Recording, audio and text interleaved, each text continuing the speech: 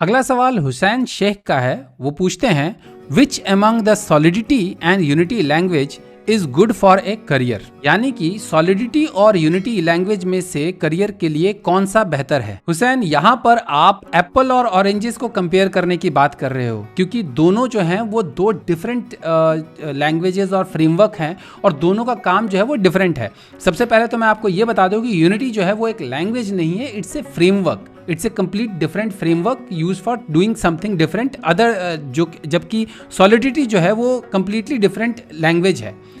ये दोनों जो है दो अलग अलग चीज़ है। यूनिटी एक फ्रेमवर्क है जबकि सॉलिडिटी जो है वो आपका प्रोग्रामिंग लैंग्वेज है। इनमें ईडीटी जो आता है, सॉलिडिटी का ईटी और यूनिटी का ईटी, इन दोनों के अलावा कोई सिमिलरिटी नहीं है। बट चूंकि यूनिटी मेरे फेवरेट लैंग्वेज सी शार्प से कनेक्टेड है, तो इसलिए मैं आपको इन दोनों के बीच के डिफरेंसेस को अच्छे से समझा देता हूं। बाकी आपका डिसीजन है कि आप इनमें से कौन सा लैंग्वेज या कौन सा फ्रेमवर्क आप चूज करते हैं अपने करियर के लिए। तो सबसे पहले बात करते हैं कि ये दोनों करते क्या है। सॉलिडिटी जो है वो आपका एक हाई लेवल प्रोग्रामिंग लैंग्वेज है जो कि स्मार्ट कॉन्ट्रैक्ट्स लिखने के लिए यूज किया जाता है इथीरियम बेस्ड ब्लॉकचेन के लिए। आज की डेट में इथीरियम जो है वो सेकंड नंबर का आपका ब्लॉकचेन टेक्नोलॉजी है और सबसे ज़्यादा पॉपुलर ब्लॉकचेन टेक्नोलॉजी है। इथीरियम बेस्ड अगर आप स्मार्ट कॉन्ट्रैक्ट्स वगैरह लिखना चाहते हैं तो उसके लिए आप सॉलिडिटी प्रोग्रामिंग लैंग्वेज का यूज़ करते हैं। यूनिटी जो है वो एक फ्रेमवर्क है जिसको यूज़ करके आप 2D या 3D या AR VR ऑगमेंटेड रियलिटी और वर्चुअल रियलिटी के जो है वो एप्लीकेशंस बना सकते हैं। मोबाइल गेम्स, डेस्कटॉप या एप्लीकेशंस, ये सारी चीज़ें जो हैं आप यूनिटी को यूज करके बना सकते हैं। यूनिटी के साथ जो प्रोग्रामिंग लैंग्वेज यूज होता है वो है सी शार्प। अगर आप सॉलिडिटी सीखते हैं तो सॉलिडिटी सीखने के बाद आप क्या क्या कर सकते हैं, आप NFTs बना सकते हैं, NFTs की प्रोग्रामिंग कर सकते हैं, आप ब्लॉकचेन की प्रोग्रामिंग कर सकते हैं, आप ब्लॉकचेन में डेटा सेव करना, डेटा रिट्रीव करना, स्मार्ट कॉन्ट्रैक्ट्स लिखना, ये सारी चीजें आप कर सकते हैं। लेकिन सॉलिडिटी के साथ अगर आप कोई फ्रंट एंड एप्लीकेशन बनाना चाहते हैं, क्योंकि सॉलिडिटी यूज करके आप एक तरह से बैकएंड का कोड करेंगे। सॉलिडिटी जावास्क्रिप्ट जैसी ही लैंग्वेज है और प्राइमरीली सॉलिडिटी जैसे मैंने आपको बताया कि ब्लॉकचेन पे लिखने के लिए या स्मार्ट कॉन्ट्रैक्ट्स लिखने के लिए यूज होता है, तो solidity will be used as a backend language.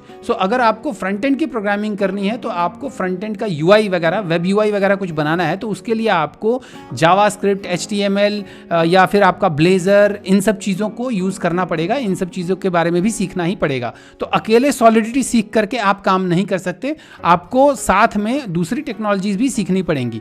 Otherwise आप सिर्फ एक बैकएंड डेवलपर या बैकएंड ब्लॉकचेन डेवलपर बन करके रह जाएंगे। अब अगर बात करें यूनिटी की, तो यूनिटी सीखने के लिए आपको ऑफ कोर्स सी शार्प सीखना पड़ेगा, क्योंकि C sharp is the primary language which is used in Unity. Unity जो है आपका फ्रेमवर्क है AR VR गेम्स बनाने के लिए। जैसा मैंने आपको कहा कि AR VR 2D 3D games, ये सब चीज़ें बनाने के लिए, गेम्स और एप्लीकेशंस बनाने के लिए आपका यूनिटी यूज़ होता है।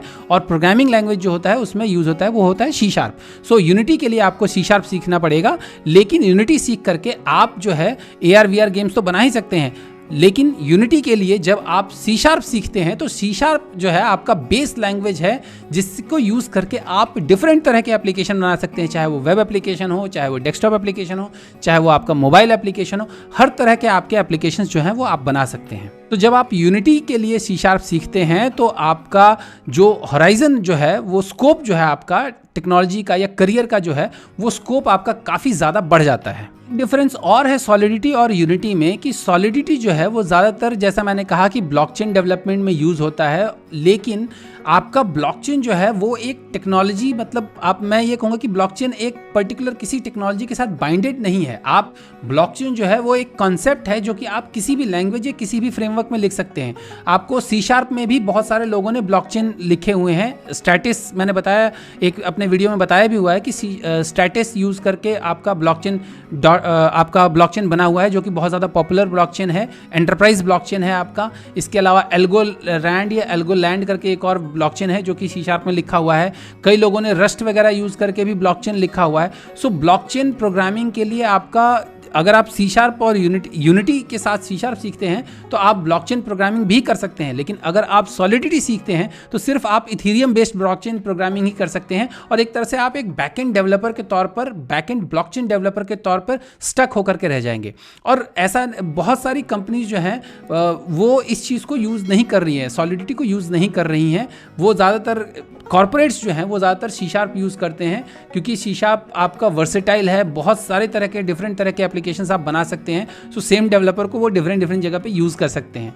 सो इस वजह से मेरे ख्याल से मैं तो यही कहूँगा हमेशा कि सॉलिडिटी और यूनिटी में, हालांकि डिफरेंट है दोनों के दोनों, लेकिन दोनों में जो है यूनिटी इज़ मच बेटर। हमेशा की तरह उम्मीद करता हूं कि आपको मेरे जवाब पसंद आए होंगे।